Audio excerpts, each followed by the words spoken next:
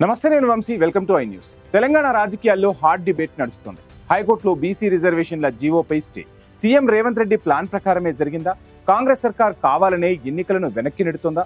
బీహార్ ఎన్నికల ఫలితాల వెయిటింగ్ వెనక ఉన్న ఆ బిగ్ స్కెచ్ ఏంటి? ఇప్పుడు రాష్ట్ర రాజకీయాల్లో ఇదే హాట్ టాపిక్.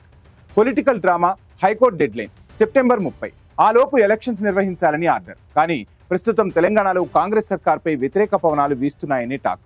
ఈ టైంలో ఎలక్షన్స్ ఫేస్ చేయడం రాజకీయంగా కత్తి మీద సామే. అందుకే రేవంత్ రెడ్డి తన బిగ్ స్కెచ్ తో వచ్చారు. బీసీ రిజర్వేషన్ల అజెండాను తెరపైకి తెచ్చి జీవో రిలీజ్ చేశారు. సుప్రీంకోర్టు ఆదేశాల ప్రకారం 50% సీలింగ్ దాటకూడదు. ఇది సీఎం రేవంత్ రెడ్డికి ముందే తెలుసు. కావాలనే వివాదాస్పద నిర్ణయం తీసుకుని హైకోర్టుకు వెళ్లేందుకు డోర్ ఓపెన్ చేశారు. ప్లాన్ వర్కౌట్ అయింది. జీవోపై స్టే వచ్చింది. ఎన్నికలు 4 వారాలకు పోస్ట్ పోన్ అయ్యాయి.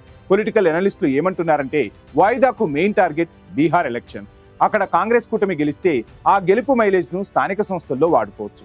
అందుకే ఈ డిలేయింగ్ టాక్టిక్ అని. అయితే ఈ పొలిటికల్ గేమ్ వల్ల పల్లెల్లో అభివృద్ధి జాడ కనిపించడం లేదు. స్థానిక నేతలు క్యాడర్ను కాపాడుకోలేక ఇబ్బంది పడుతున్నారు.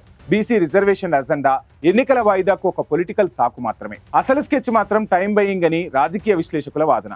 చూడాలి మరి ఈ విషయంలో పొలిటికల్ స్ట్రాటజిస్టు చెప్పింది నిజమవుతుందా, లేక సీఎం రేవంత్ రెడ్డి నిర్ణయం నెగ్గుతుందా అని.